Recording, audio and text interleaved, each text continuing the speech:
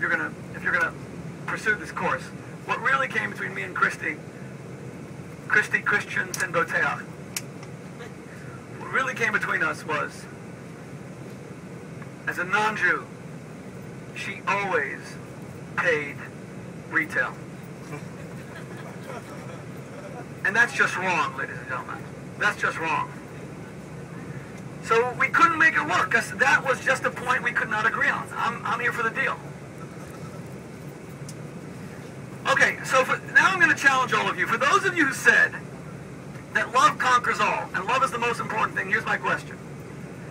Let's say a man, because this has happened in many of my counseling sessions, let's say a man is married for 10 years, loves his wife, but they're not connecting intimately the way they'd like to. He feels he can't really speak to her. And at work, there's suddenly a female colleague. They go out to lunch once or twice, and their conversations just take off. And he feels that he can speak to her in a way that his wife never understands. And he starts divulging things to her that he's never told anyone, not his parents, not his wife, not his kids. And he starts feeling free. They become closer. One thing leads to another. Until they're on some convention for work, and they sit having a drink at a bar, and both of them, things loosen up, and they end up saying, you know what, we're just feeling a little bit lonely, we're only going to lie in each other's arms that night and not do anything, and that's what they do. They don't do a thing. But they share a bed, fully clothed, and they feel intimate, and they cuddled, and then they get back to work, and they feel even closer, and then, little by little, a full-blown affair develops. I have sat with those husbands with their wives' mascara dripping down their faces, their wives' eyes bloodshot red. And when I say to the husband, look at your wife's pain, their response is, what can I do? I love this other woman. And it feels right. And she and I are soulmates, not me and my wife. This is true love. I hear this from 3 men a week. If you remember, the governor of South Carolina 2 summers ago, Mark Sanford, lied and said he was going on the Appalachian Trail, went to Buenos Aires to his mistress, and when he got caught by the AP, you remember what he said? He said his mistress, not his wife, was his soulmate. Governor of a large state. So now I put the question to you again. This man is saying the same thing. Shmuley, love conquers all. Love is the most precious thing in the world. I feel that I am in love. I'm sorry for the pain I'm causing my wife. I really don't mean it. But love conquers all. Love is the most important thing in the world. Who would agree that that is an acceptable justification for what he's doing? Raise your hand. All the guys raised their hands. Wow. Every single one of them. That's amazing. Okay, Joanna said yes. Really? So you feel that he can pursue, that his love for this woman is real, and that therefore it trumps his previous commitments, because love is the most important thing. Is divorce an option? Is separation an option?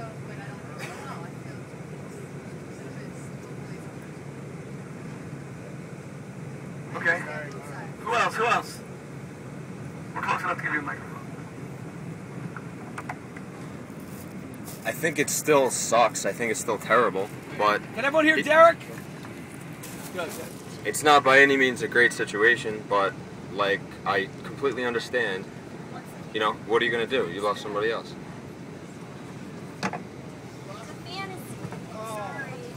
Okay. What about a parent and a child? I know many fathers and mothers who feel much closer to other people than they do to their own children.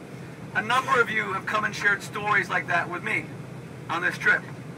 That you're not close to your parents. You can barely speak to a particular parent.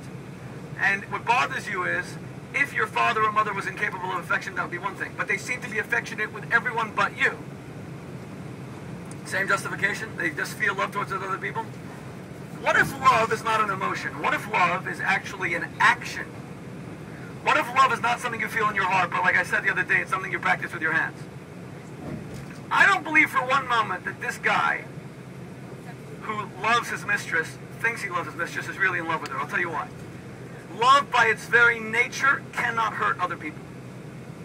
A love which is wounding and vicious is not love. It's narcissism. He loves himself and he'll do whatever he wants to get his own satisfaction and pleasure.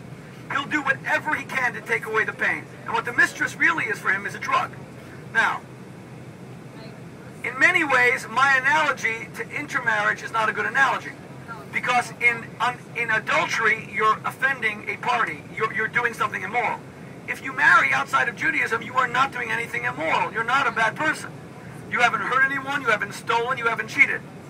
But I'm making still a simple point. That you'll see so many examples in this highly romanticized society where love is not the highest ideal, where we believe that principles and morality come before love. So here is my take on marrying outside the faith. Here's, first of all, the obvious stuff. Number one, the more Jews marry outside the faith, the more we dilute the Jewish people and we begin to disappear. Number two, I don't know if you ever thought about this, but every time men especially marry out much more than women. On this trip, there seems to be a preponderance of women who are in serious relationships with non-Jews more than the men, but that goes against the national grain. The numbers go as follows. 51 out of every 100 Jews in America marry a non-Jew. 51. Of that 51, 37 are men. That means that 17 odd women out of every 100 are not going to have Jewish husbands. They do not exist. They simply, demographically do not exist. So when a man marries a non-Jewish woman, he is basically ensuring that a Jewish woman is not going to have a Jewish husband should she choose to have one. That's a simple fact. I mean, the numbers don't lie. But it goes beyond that.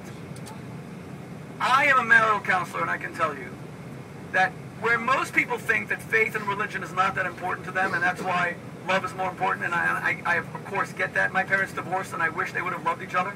Till today, I'm 44, I'm still traumatized by their divorce. Every Passover, with Debbie and I, with our 9 children, need to decide, are we going to visit my father for Passover, my mother? They still don't talk to each other, barely. At my wedding, they asked me what I wanted for my present. I said I wanted you guys to say Mazel Tov to each other. When they couldn't get along with that one, I said, okay, a gold Rolex will take away some of my pain.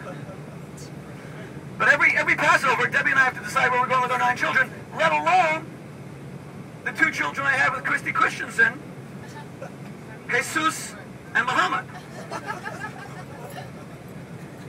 And we all have to make these very, very important decisions. So, while you think that your religion doesn't mean much to you, you'd be amazed that once you have kids, tradition suddenly becomes very important. I'll tell you why. There's only one thing in the world that all of us love more than ourselves. And that's our kids. And when you guys become parents, you'll understand it. I actually don't love anything more than myself, but this is what I hear about other people. So what happened, I know everyone's looking at me like, yeah, we get that, yeah, that's what we thought, yeah. So what happens is this. You will see that the culture is not a very good influence on your children. And when your kids are 5 or 6, you're going to start grappling with something to countervail the prevailing influences of the culture. You're going to find they're texting too much, all the things your parents said to you. They're texting too much. Who knows what technology will be invented? There will probably be porn holograms built by Harry. Who knows what technology is? I just read in today's New York Times on my iPad that condom education in America's public schools has now been mandated in New York State from 6th grade. Okay, we can say that's good or bad, but the point is, kids are having sex in 6th grade. That's kind of young. So you're going to look for something to give them a more wholesome message. And where you're probably going to find it is religion, tradition. It's going to become important to you. And then you guys are going to sort of disagree about things. That's why, if you are dating a non-Jew, you should think seriously, not just about your people, but especially about the integrity of the relationship. Will you connect as soulmates on the deepest level? Because the amazing thing about being Jewish is, unlike Christians, where if they don't practice Christianity, they're not Christians, or Catholics who are lapsed don't really care about their Catholicism, the most secular Jews care about their Jewishness. It's the most amazing thing. It's bizarre. It has no precedent. But I've seen it all over the world. And it's going to matter to you. So,